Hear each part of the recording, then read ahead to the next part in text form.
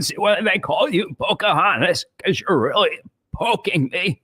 Mr. Kennedy, do you support what is on these onesies? Look at these onesies. Available for $26.99, which is actually a pretty good deal. I can't say that I do, though. I think you would look pretty good in that, Bernie, because you're a little baby. My great-grandfather had a saying about people like you. He used to say, Hey, Mr. Kennedy, I heard you say that vaccines can cause autism. The science is not clear on that, but I can confirm whatever vaccines you took have caused full-blown mental retardation. I'm going to pause it there because I don't want to steal or cause you not to have to go see Tyler Fisher, Ty the Fish, Fisch. It goes on. And the longer it goes on, the funnier it gets.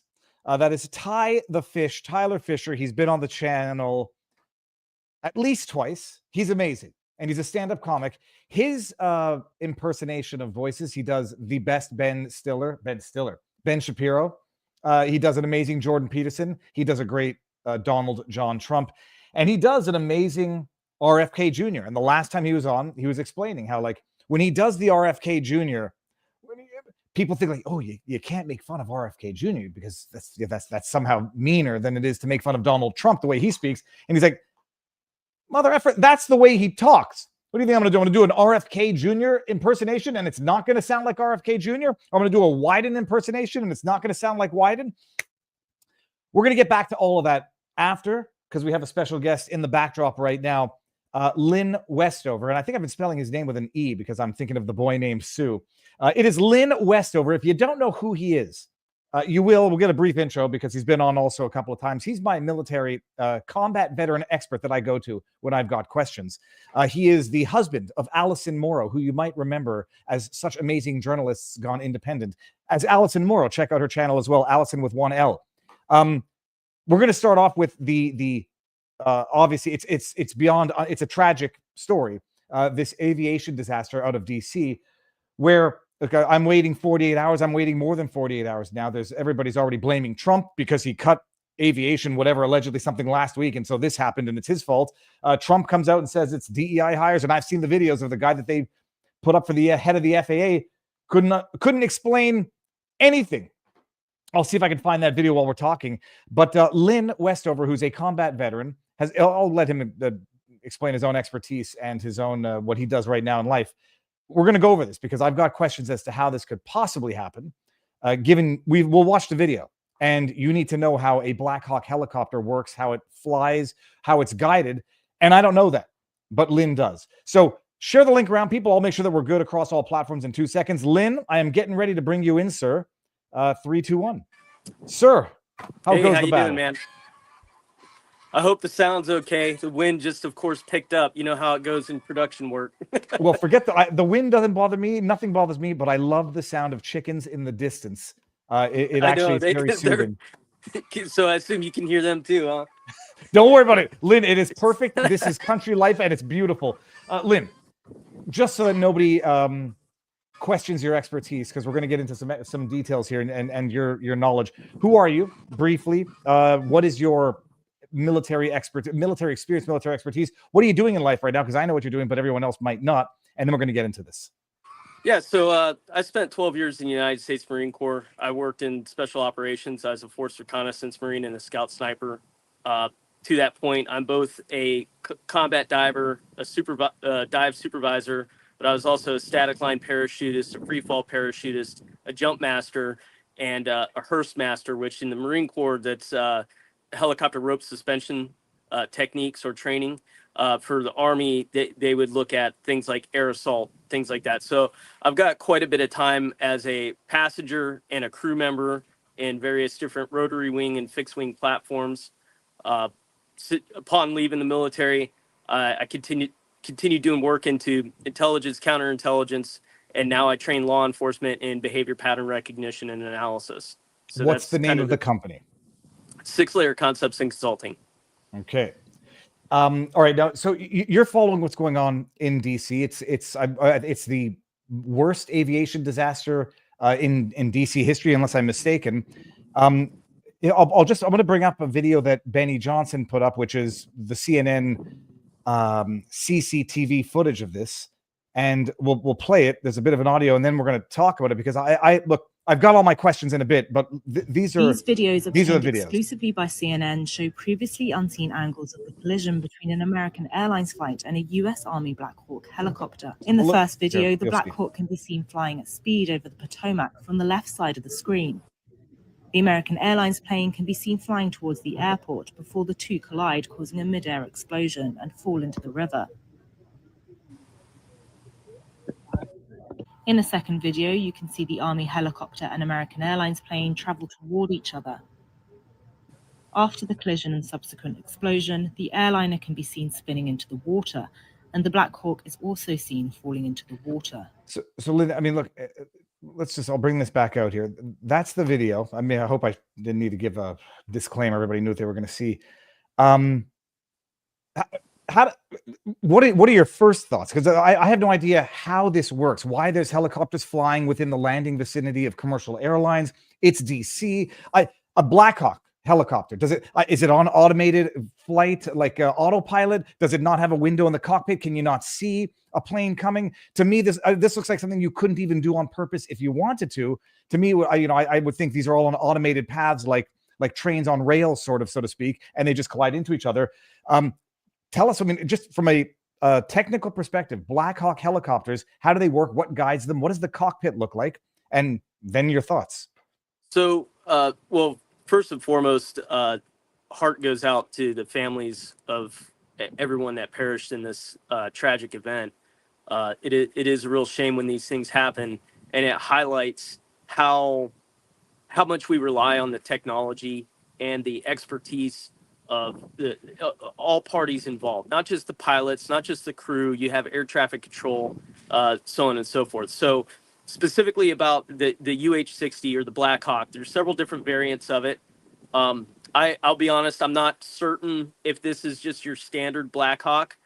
There are variants that they've been working on too, specifically that have a fly-by-wire capability. One of the most recent ones is something that's being fielded out of DARPA, which is Defense Advanced Research Programs Agency. What does fly-by-wire mean? So fly-by-wire is basically you have highly advanced avionics that essentially think like a Tesla in the sky when you put it in autopilot mode. Okay. Basically autonomous flight, which for a rotary wing aircraft, which that's what a Blackhawk is. When you say rotary wing, basically what that is the wing is spinning on the top, and that's what creates the lift for the aircraft. They're highly maneuverable. That airframe is just an amazing airframe. I've jumped out of them. I've fast roped out of them. I've rappelled out of them. And the pilots who fly them, depending on what unit they're a part of, they're very good pilots. There's lots of hours, time, and training that goes into it. From the sounds of what I was able to gather looking online, there was a crew of 3 on there. So that makes sense. You have a pilot, a co-pilot, and then you're going to have your crew. Usually the crew chief is going to be one of the big ones responsible for aiding the pilot and the co-pilot in navigation and situational awareness within the sky. So there's a lot of, they'll have radar, they'll have all different manner of things within the cockpit, but there's a lot of stuff in that cockpit. So, on first blush, I would say that when you're that close to an active airfield and something as busy as Reagan International, there's a lot of moving parts, and you're going to depend very much on the air traffic control when you're moving around. And so they're going to be monitoring where you're at and giving you guidance. Hey, go to this azimuth, go to this direction, be at this altitude, so on and so forth. Okay, I'm going to interrupt just if I presume if I have the questions or don't know what the term means, others don't as well. Crew chief versus pilot versus co-pilot. I just brought up the, I don't know if they've identified the other 2 members, but they've identified Ryan O'Hara, who is the crew chief. So what does that mean, the crew chief versus the pilot versus the co-pilot? So, man, the crew chief is a huge job description, but primarily the crew chief handles everything both logistically and all areas of the cockpit and the airframe that the pilots aren't directly concerned with. So the pilots basically have their workspace. Their overall concern is the safety of the aircraft. The crew chief is making sure that things are in their place, doors or hatches are dogged down when they need to be. They monitor and take care of any additional crew that may be on the aircraft. So, for example, as a jump master, if I was on the aircraft, or even a stick leader, say we were just doing a regular helicopter landing insert, I wouldn't necessarily be talking directly to the pilots. I would be on the intercoms, the IC headset with the crew chief. They have their own separate crew channels within the aircraft. The only time where those kind of changes would go direct from somebody within the aircraft, going past the crew chief, is if they say something like, "Hey, Army, your door," or Marine, your door. Meaning, like, if I'm pushing people out of the bird, say in a jump mission, I'm going to be talking directly to those pilots to give adjustments as necessary, so I can spot where my jumpers are going to go.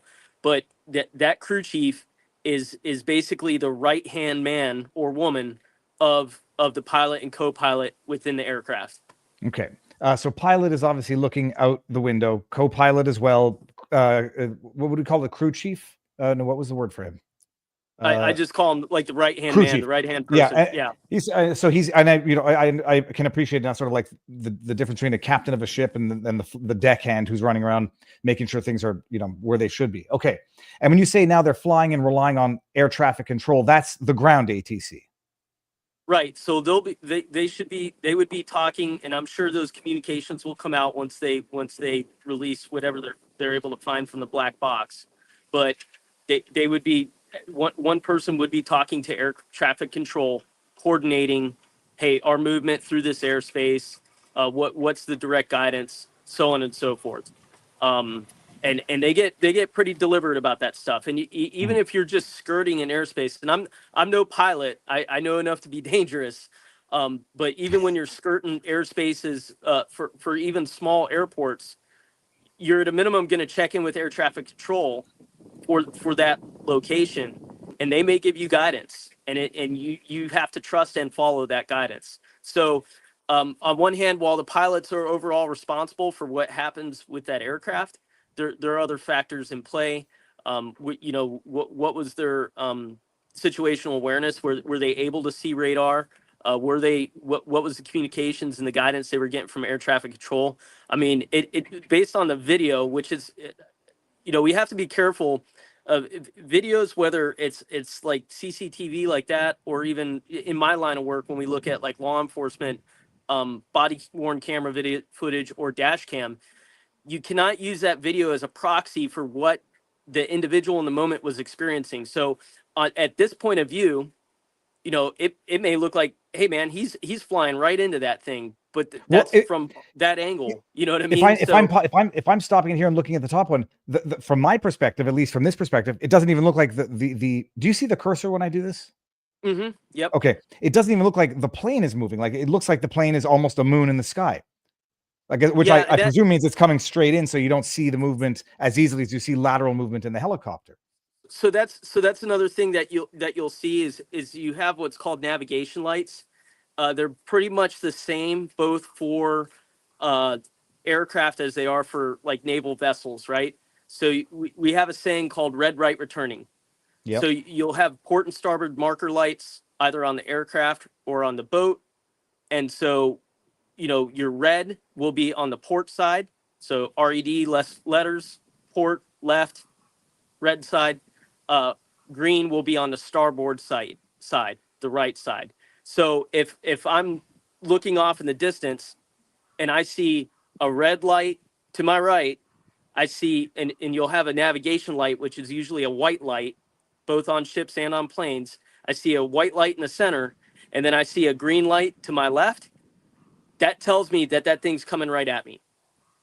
If I see just a navigation light and I see a green light, then that means it's going to my right.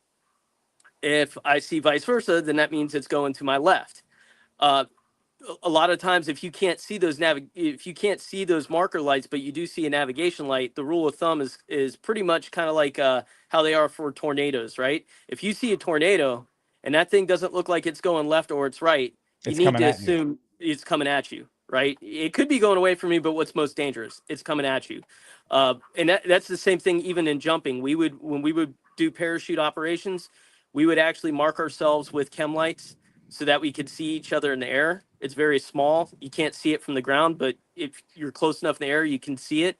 And, typically you always slip away to the right or you steer away to the right. Now, I'll be honest with you. I don't know what it is for aircraft, but I would be willing to bet they have a rules of the road, just like we do.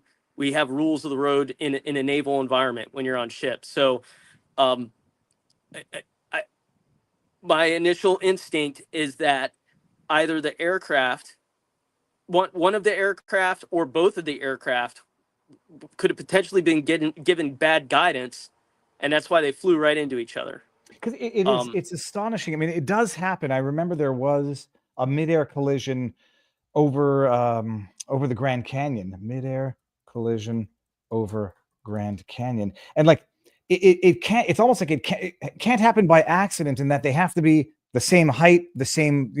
They have to be like if they're one's higher than the other, then they don't collide midair. It's like Robin Hooding a dart, like hit the dart right into the back of the other dart, except both darts are moving. So it's almost like they have to be guided to the same spot, and I don't know if this is the case, the Blackhawk or the commercial plane, they have specific flight patterns for landing and for taking off, such that two will occupy the same space if they're there simultaneously.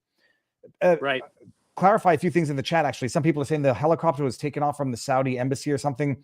Thus far, I'm seeing conflicting reports on that. I've seen a couple of TikTok tweet videos, but official, at least, AI is saying it's not. It was just a routine, what does it say? Routine flight. Others are suggesting, is there any possibility that the Blackhawk could have been hacked? If it's on a fly-by-wire, that it can sort of be taken over, much like Vault 9 for Tesla type cars? Well, I think that therein lies the question, right? So I don't know if this was a standard Blackhawk variant, which is not fly-by-wire. It uses hydraulics, mechanicals, like cable wiring, not like actual like electrical wiring. If it was a fly-by-wire, either I think the 60M, I want to say it's the 60M the 60M is the one that they're doing with the DARPA's Alias one, and I forget what the 60A is. But if it's that, then sure, I suppose anything's possible. That's beyond my scope of awareness or understanding. But I think sometimes when we see things like this, we go right to there's no way, state of denial, right? There's no way that this could have happened purely by accident. It has to be intentional in some way. And I think that will always be there, and you never know, things will surprise you. However, on the flip side of that, I think now we have lost so much faith and confidence in both our leadership and the people that are supposed to be looking out for our best interests. People find themselves not knowing what to believe, and those kinds of questions come out. So, I think to opine on it, in the vacuum of information would be foolhardy. But it does raise a lot of questions. How does this happen? So I feel confident that these things are going to get found out. I do. To the best of your knowledge, does every helicopter have the equivalent of a black box? Yes, they should all have, and it's actually orange, but they should all have, basically what it is it's recording all telemetry data, and it's recording all of the avionics. It'll record the inputs that the pilots are putting in. It'll record any faults that are occurring, any systems issues, and it also records all of the communications.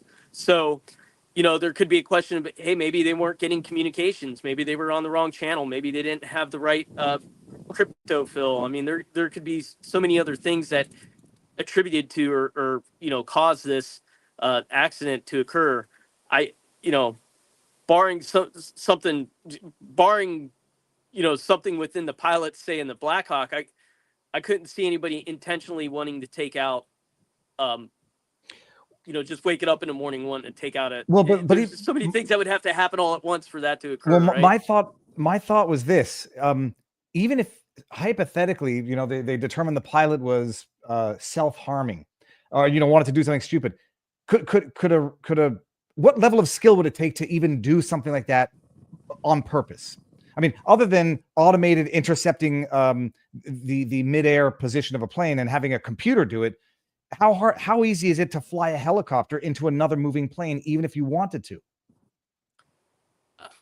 That's a good question. I'll be honest, I don't have an answer for that. I'd be willing to bet that if people intentionally flew an aircraft into some buildings dead on. Anything's possible. I think it's really going to be a matter of what are some of the details. And in that recovery effort is that's going to be a tricky recovery effort as well. I mean, I think the last I read was that they had recovered 40 bodies total. But the Potomac that's hard diving. Given the fact that it's the water turbidity from all the traffic moving around. Who knows if it's still a hazardous environment or not because of the fuel that may be in the water. I looked it up. On average, there's about a third of a knot current. That's what I just pulled that up too. It's 7 billion gallons per day flows through the Potomac at the Washington D.C. area. So it's a fast moving river. It's midwinter in D.C. where we are. Well, it's beautiful. I would say it's fast enough, right? So I've done recovery operations, and when you even have a little bit of a current, it doesn't take a whole lot. It will make it difficult. And then you add in visibility issues, and then there's the whatever debris is on the bottom there. Not counting the debris that just got there from the aircraft, but also any other debris that may flow through there. So it's a very dangerous environment, and it's tricky. And you're also looking at depth ranges between, I think, 8 and 24 feet. Yeah, so I think at the deepest it says it's 107 feet, but typically 24 feet. But 24 feet in an industrialized area where you have metal bars, you have all this rubble, rock, stuff on the bottom. How many people does a Blackhawk typically seat if you could fill it with max passengers? I want to say you can put like 10 to 12 in there. You could put about a squad in there. Okay. Maybe a squad minus. And you've jumped out of Blackhawk helicopters. Mm-hmm. What does that feel like? It's a good jump. It's a great airframe. I mean, that's the thing. It's not like, like I've flown in CH-46s, CH-53s. We've had, quote unquote, rough landing in both those aircraft. I've flown in UH-1 Hueys and the Yankee variants, which are the new Huey Yankees. Those things are amazing. Chinooks, which are CH-46s on crack. They're a very powerful helicopter. Pablos. So it's, the Blackhawk is anytime we could get a ride somewhere in a Seahawk or a Blackhawk, we were actually pretty stoked about it because the capability of that aircraft and that airframe is above par. And people in the chat saying it flies about 300 miles an hour max top speed. I don't know that off the top of my head, so I'll have to go with whatever the chat's saying. And what's max heights? Say it's not quite that fast. Reason being is the new replacements that they're wanting to have. The one is the V280, I believe is what they're calling it, and the reason why is because that 280 signifies that it's capable of 280 knots or faster. So I would say that it's probably not quite that fast. Okay, here it says the Blackhawk. Typically it says max 183 miles an hour or 159 knots, and top max height 19,000 feet. Yeah, you could go quite high in it for a rotary wing. Mm-hmm.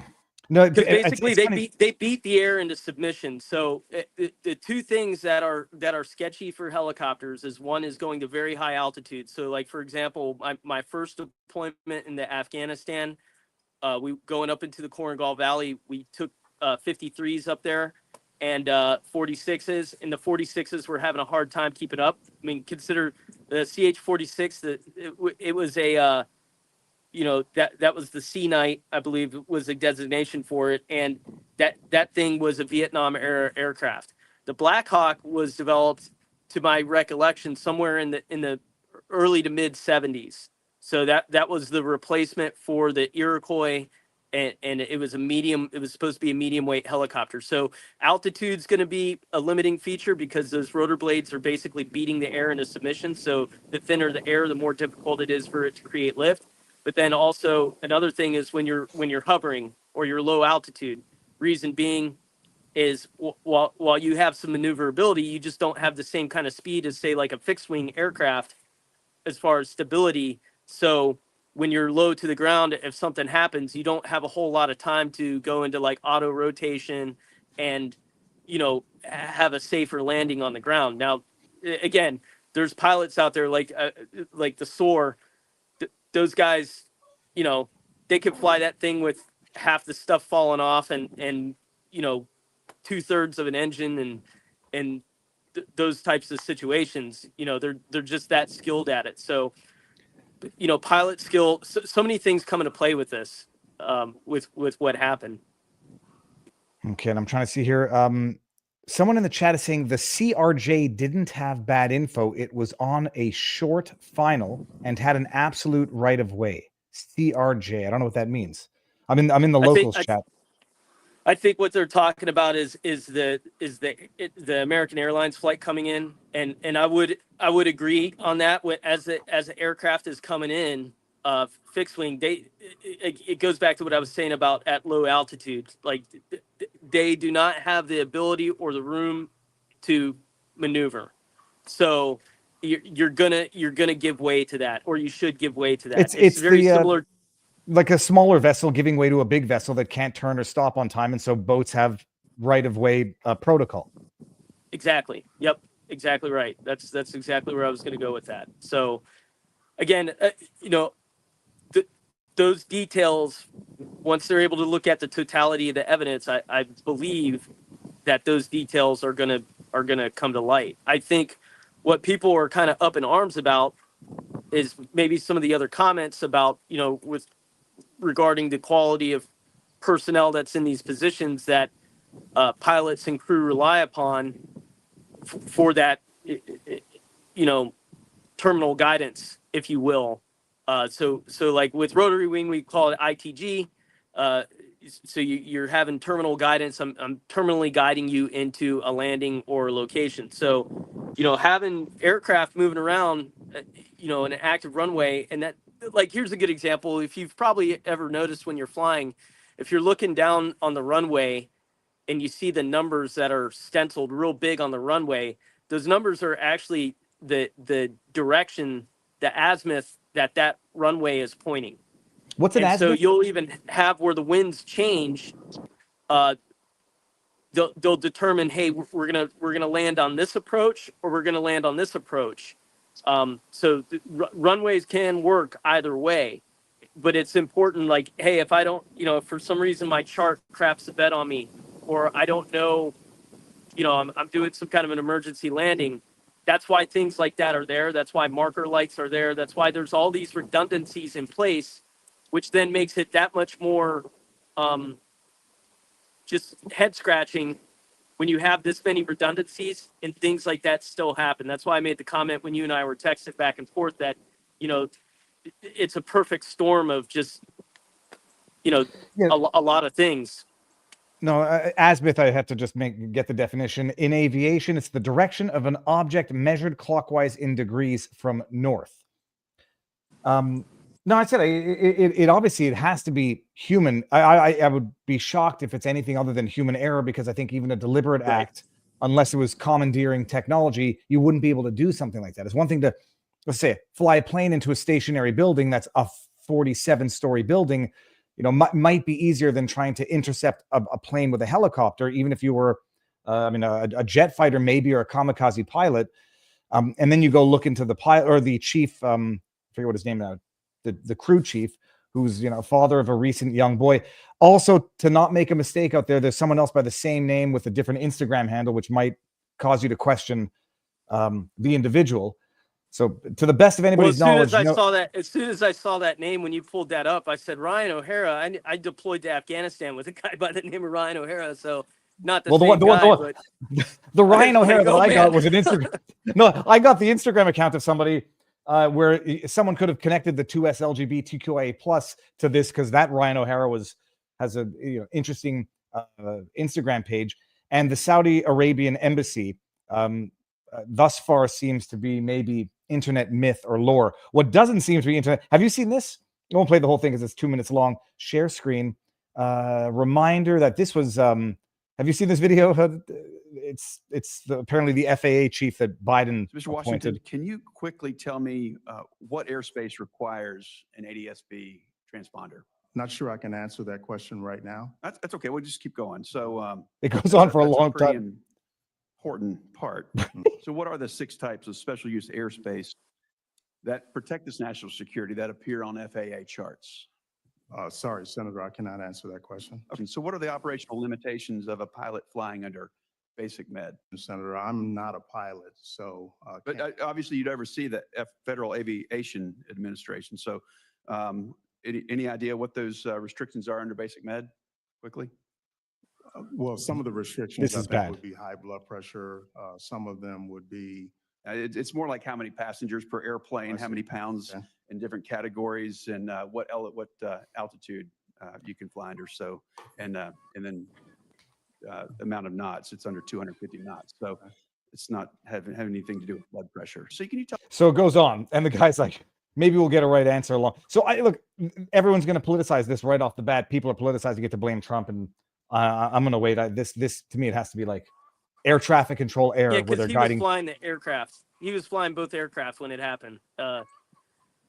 Some of that stuff is remnants of everybody like going to their own corners and being so politicized about this. And it's like, hey, let's focus at the reality that, all these souls were lost.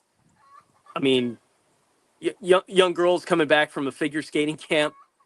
It's just, I fly a lot. I've flown into Reagan, DC a lot.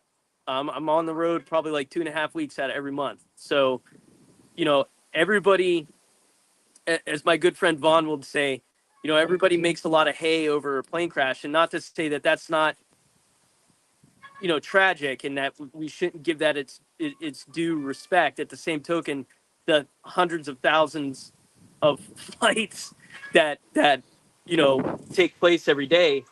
But it does, I think it really does demonstrate, though, like how important these systems are to have in place, how important it is to have people who are leading these institutions and making sure that they understand what's at stake there. When you have things start falling off, it's death by 1,000 paper cuts. And then the next thing you know, that change blindness turns into a catastrophe. And then here we go with the knee-jerk reaction. Now we've got to fix this. So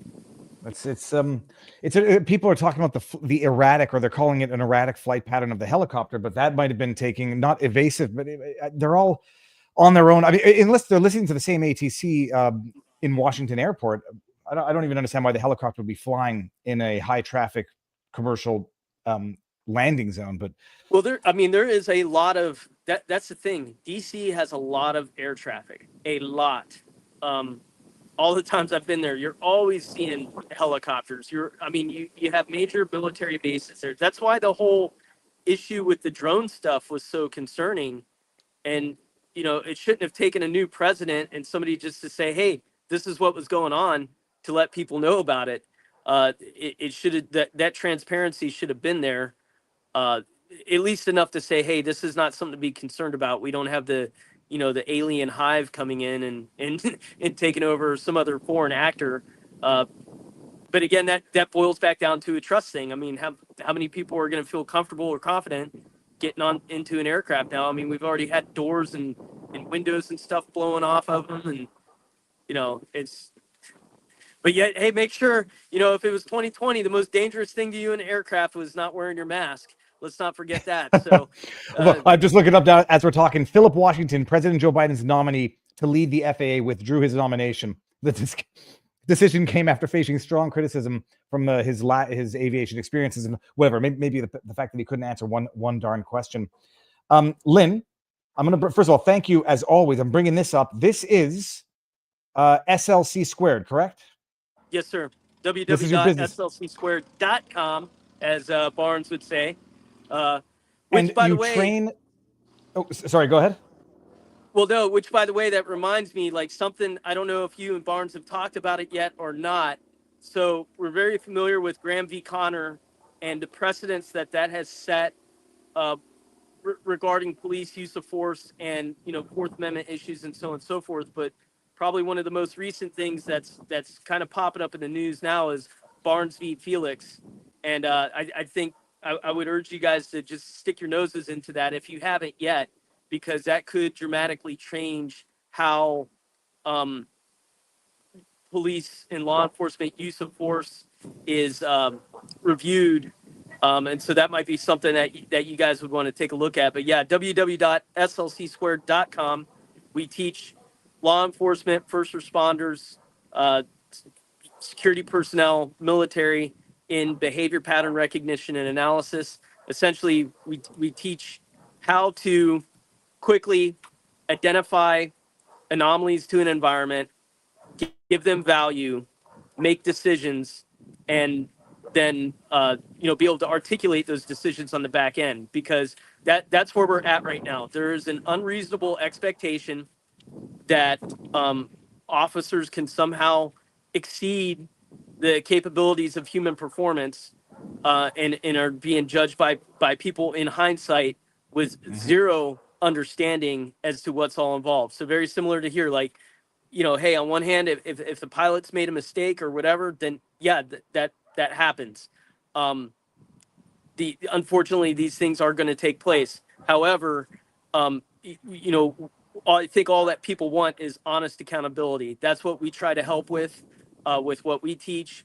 We work very closely with other companies and organizations that are trying to better things to that end, like Force Science, Vertra, the list goes on. Critical Incident Review, that's Jamie Borden's crew, CIR. So there's a lot out there that's happening, and I'm proud to be a part of it. Amazing. And now, before you go, actually, there's one question here that came in. M. Sidloy, who's a very smart individual. I see his name often. David, the crash happened because the MH-60 was not visible to the CRJ. Had the MH-60 been operating an ADS-B transponder like civil aircraft must, this crash would not have occurred. And Piran says, as the enabling technology for optionally piloted flight, Matrix technology enables rotary and fixed-wing aircraft to be flown with or without human on board, depending on the mission. Lynn, offhand, do you know what an ADS transponder is? ADS-B transponder? Yeah, so it's a beacon transponder, and it allows the other aircraft in the area to basically see you. It's in military aircraft, to my knowledge, they can turn that on and off. So if that was off, then that certainly could be a contributing factor. And then the Matrix, when they're talking about the Matrix thing, that's a part of the, I believe it's called, that's the alias. I forget what the acronym stands for, but that's, I believe, that UH-60M that DARPA is working on, that may be out of Fort Belvoir. So again, there's, as the dude from Big Lebowski would say, there's a lot of ins and outs and what have yous. So, again, but looking at what we can see, there's a lot involved in this. I certainly would believe that nobody would intentionally have this happen. If that's the case, then we're talking about something altogether different here. But it is tragic. No, it's outrageous. And what was I thinking? Apparently, the Blackhawk had its ADS-B transponder turned off so that it could avoid detection. Now, I don't know what currency this is, and I hope this isn't a typo or this isn't. Mihai says, thank you for the Jim Biden pardon tip. Much love from Romania. Okay, there we go. You fixed 4 years of poor financial decisions from my side. See you on Polymarket, David. Well, we're going to see if I'm right or wrong on the Roger Ver pardon, which I also think is the politically savvy, potentially, given the odds, good pick for the future. We'll see. And by the way, I think I'm going to have Roger Ver on Monday morning for an interview from Spain. So, Lynn, people can find your website? Where are you on social media, on the Twitterverse? You are Lynn? I think it's Westover _ Lynn. Westover, yeah. the only way it can be spelled, _ LYNN with no E at the end, people. Here no we go. Lynn, thank you. As always, and we're going to see each other in real time sooner than later. Oh yeah, I'll be riding down to come see you. So, amazing. We'll have some fun. Always a pleasure to be on, and appreciate the support, and looking forward to next time. Thank you very much. I'll see you soon. All right. Amazing. People, remove this. That's Lynne Westover, people. He's my go-to when I got questions, and he's got knowledge, and he's a good man. Allison Morrow, let me also share her Rumble channel. You guys got to know who Allison Morrow is, but if you don't, it means you're new to the channel, and it means that Allison, here we go. Allison Morrow, who's got an amazing Rumble channel. She's an amazing person, as is Lynn, because amazing people flock together. She's got a YouTube channel, but YouTube's asshole, so they've been screwing her since she talks about things that YouTube doesn't really like talking about. So check it out, because she's got amazing guests and does amazing work. Now, what we're going to do is actually go on over to Rumble, because we're going to vote with our feet, vote with our eyeballs, and vote with our dollar, and go over to the free speech platform. Let me make sure that I didn't miss any Rumble rants. I got the Rumble rants. vivabarneslaw.locals.com. Rockashaw72 says Lynn and Allison are great, and that's all caps great. Britain says not even HEPA filters can filter out everything like virions. Gypsy Muse in our locals community posted, people tracking flight of the Blackhawk are claiming it came extremely close to crashing into 2 other planes prior to hitting the flight. Yeah, I would just be very careful about these things, because so I've seen this video. Make sure I'm not trying to be skeptical for the sake of being skeptical. I'm just also not going to jump on things here. This is the video that I saw earlier as well. But this doesn't tell you anything if you don't know the green thing. Is that green? No, that's orange. Sorry. I'm not colorblind. I just psychologically always get mixed up. The orange plane is the helicopter, and they're saying it came close here. This is allegedly the flight pattern. You don't know the heights of these other planes landing. And you don't know if this is a near second crash, why there wouldn't have been emergency warnings put out, and then the third crash. Oh no, that's avoiding the third one, and then the main crash. So I don't know that this is true. You don't know the heights of the planes at this point, and you don't know very much. So that is it. All right, people, let me give you the link to Rumble. We're going to take this party on over there and talk about the confirmation. You've never seen somebody have their soul sucked out of their bodies as quickly and as thoroughly as Bernie the big pharma whore Sanders. And it was like, and now he's taken to Twitter like a scorned child. And, methinks the Bernie doth protesteth too much about the shellacking and the humiliation that was served unto him in biblical proportions by RFK Jr. And if you don't know what I'm talking about, you're going to want to get over there, over to Rumble. So let me give you the link to Locals if you want to come to Locals, link to Rumble if you want to come to Rumble, and we're going to end on CommuTube. And that's it. Let's take this party to the free speech place. Ending on YouTube. Come on over to Rumble now. Viva Fry on Rumble. vivabarneslaw.locals.com. And before I forget, no, hold on. I'm doing it right now. Louis the Lobster returns to the sea, people. Get the Louis the Lobster return. I have the book. I'll show you the book later. Louis the Lobster Returns to the Sea, a children's book written by your very own Viva Fry. Here's the link. Link. Boom. Okay, now I'm actually ending it on CommuTube. Boom, bada bing, and we're out.